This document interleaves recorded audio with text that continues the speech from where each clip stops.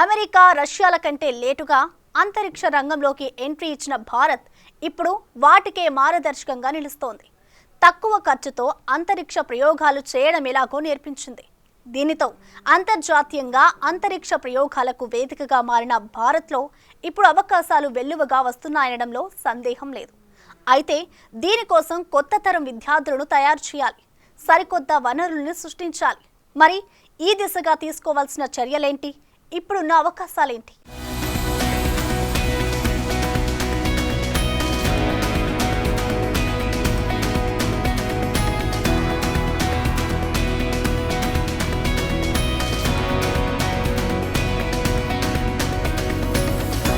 భారతదేశ అంతరిక్ష కార్యక్రమాలు గత దశాబ్దంలో విపరీతంగా అభివృద్ధి చెందాయి. దేశం తక్కువ ధరతో స్పేస్ ప్రాజెక్టులను నిర్వహించడంలో నైపుణ్యం సాధించింది. ఉపగ్రహాల నిర్మాణం, అంతరిక్ష ప్రయోగ సేవల నుండి అంతర్జాతీయ క్లయింట్లతో మంచి రాబడిని సొంతం చేసుకుంటుంది. ఇప్పటికే భారత్ పోర్ట్ఫోలియోలో విజయవంతమైన స్పేస్ సైన్స్ మిషన్లు ఉన్నాయి. 2008లో చంద్రయాన్-1, 2014లో మంగళయాన్, 2015లో ఆస్ట్రోసాట్ ప్రయోగం వంటి ఘన విజయాలను ఇస్రో సాధించింది. కాగా ప్రస్తుతం అంతర్జాతీయ అంతరిక్ష ఆర్థిక వ్యవస్థలో భారత్ వాటా $800 కోట్ల కేవలం 2% మాత్రమే ఉండగా దీన్ని $4,400 కోట్ల 2033 కల్లా 8% పెంచి లక్ష్యాన్ని పెట్టుకుంది. ఇక అంతరిక్ష పరిశ్రమ ద్వారా 2030 కల్లా ప్రపంచ జీడీపీకి $1.8 లక్షల కోట్ల అదనపు వాటా సమకూరుతుందని వరల్డ్ ఎకనామిక్ ప్లాట్ఫామ్ అంచనా వేస్తోంది.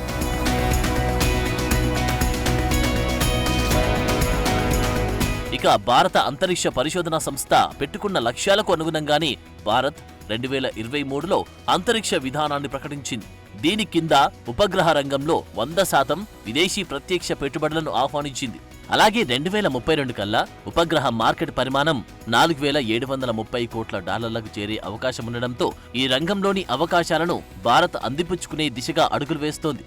ఇక 2035 కల్లా స్పేస్ స్టేషన్ నిర్మాణం, 2040 కల్లా చంద్రుడిపై భారతీయ వ్యోమగామిని దింపే కార్యక్రమాన్ని చేపట్టాలని ప్రభుత్వం లక్ష్యంగా పెట్టుకుంది. దీని దిశగా భారతదేశంలోని విద్యార్థులకు ప్రత్యేక విద్యా కార్యక్రమాలు, కోర్సులను ప్రవేశపెట్టి భవిష్యత్ అంతరిక్ష యుగానికి సిద్ధం చేయాల్సి ఉంది. అందుకే బెంగళూరులోని ఇండియన్ ఇన్స్టిట్యూట్ ఆఫ్ సైన్స్ అంతరిక్ష విజ్ఞానంలో 6 నెలల అడ్వాన్స్డ్ సర్టిఫికేషన్ ప్రోగ్రాంను కూడా ప్రవేశపెట్టింది. కనీసం 50% మార్కులతో ఉత్తీర్ణులైన ఇంజనీరింగ్, సైన్స్ పట్టభద్రులకు ఏడాది పని అనుభవం ఉంటే ఈ కోర్సుకు దరఖాస్తు పెట్టుకునే అవకాశం ఉంది.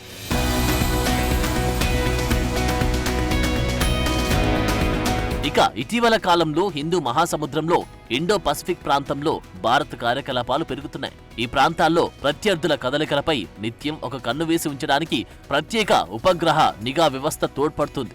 అమెరికాకు జీపీఎస్, రష్యాకు గ్లోనాస్, ఐరోపాకు గెలీలియో, చైనాకు వైరు నిఘా ఉపగ్రహాలున్నాయి. ఇప్పుడు వాటికి దీటుగా భారత్ నావిక్ వ్యవస్థను రూపొందించుకుంది. అయితే అంతరిక్షంలో భారత్ గణనీయ విజయాలు సాధిస్తున్నప్పటికీ అమెరికా, రష్యా, యూరోపియన్ యూనియన్, చైనాలకు దీటుగా నిలవాల్సిన అవసరం ఉంది. అందుకే ప్రైవేటు భాగస్వామ్యాన్ని ప్రోత్సహించాలని భారత్ నిర్ణయించుకుంది. అలాగే భారత స్పేస్ ఇండస్ట్రీ 5G కమ్యూనికేషన్లు, quantum computing, AI, big data, 3D printing వంటి అధునాతన సాంకేతికతలను కూడా ఉపయోగించుకుంటూ ముందడుగు వేయడానికి చర్యలు తీసుకుంటుంది.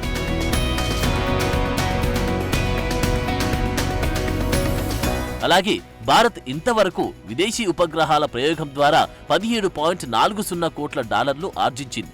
2047 కల్లా భారత్ను సుమారు $30 లక్షల కోట్ల ఆర్థిక వ్యవస్థగా తీర్చిదిద్దాలని ప్రభుత్వం లక్ష్యంగా పెట్టుకుంది. దీన్ని సాధించడానికి అంతరిక్ష రంగం నుండి తన వంతు వాటా అందించగలదని ఆశిస్తున్నారు. ఇక వచ్చే 5 సంవత్సరాల్లో ఇస్రో 50 ఉపగ్రహాలను ప్రయోగించనుంది. అవి ఆర్టిఫిషియల్ ఇంటెలిజెన్స్ సాయంతో పరస్పరం మాట్లాడుకోగలిగేలా తయారు చేస్తున్నారు. అలాగే ప్రస్తుతం కమ్యూనికేషన్లకు, గూఢాచార్యానికి, భూమి పరిశీలనకు ఉపగ్రహ వినియోగం మరింతగా పెరిగింది. ఈ ఉపగ్రహాలు పంపే అపారమైన సమాచారాన్ని, చిత్రాలను విశ్లేషించడంలో కూడా ఆర్టిఫిషియల్ ఇంటెలిజెన్స్ ఎంతో ఉపయోగకరంగా ఉంటుంది.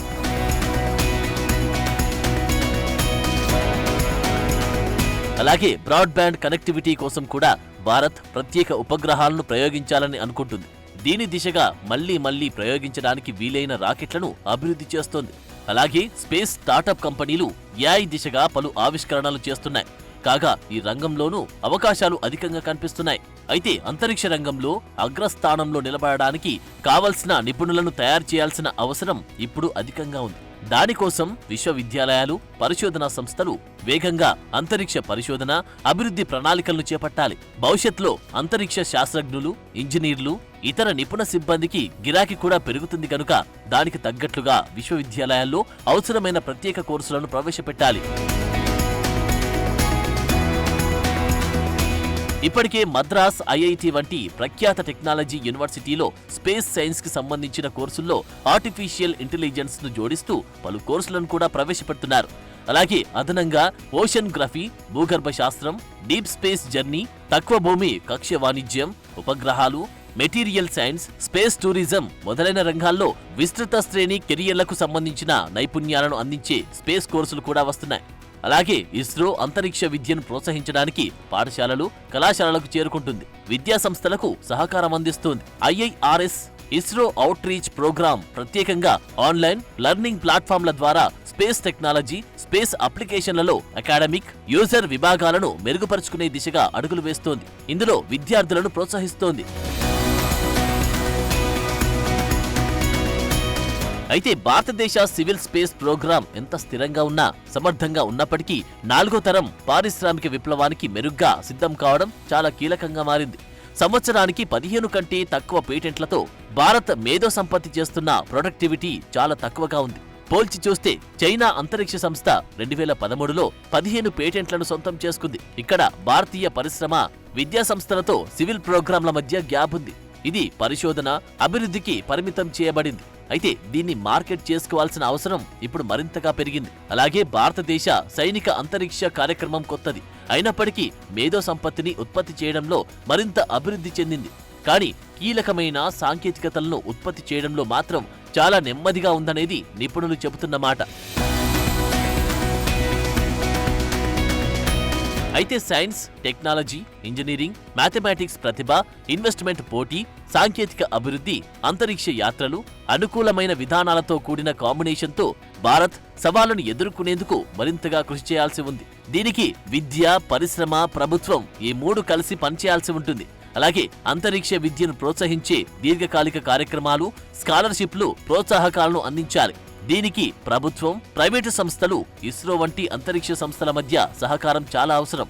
ఇక అంతరిక్ష విద్య అనేది తర్వాతి తరం శాస్త్రవేత్తలు, ఇంజనీర్లను ప్రోత్సహించడం కోసం మాత్రమే కాకుండా విమర్శనాత్మక ఆలోచన, మల్టీ డిసిప్లిన్ల సహకారం, అప్లికేషన్ ఆధారిత అమలు, ప్రపంచ దృక్పథం, విశ్వంలో భూగర్భానికి సంబంధించిన లోతైన అవగాహన కలిగించడానికి కూడా సహాయం చేయాలి. అలా చేసినప్పుడు భారత్ అంతరిక్ష పరిశోధన, ప్రయోగాల భవిష్యత్తు మరిన్ని చారిత్రక ఫలితాలను అందిస్తుంది అనడంలో సందేహం లేదు.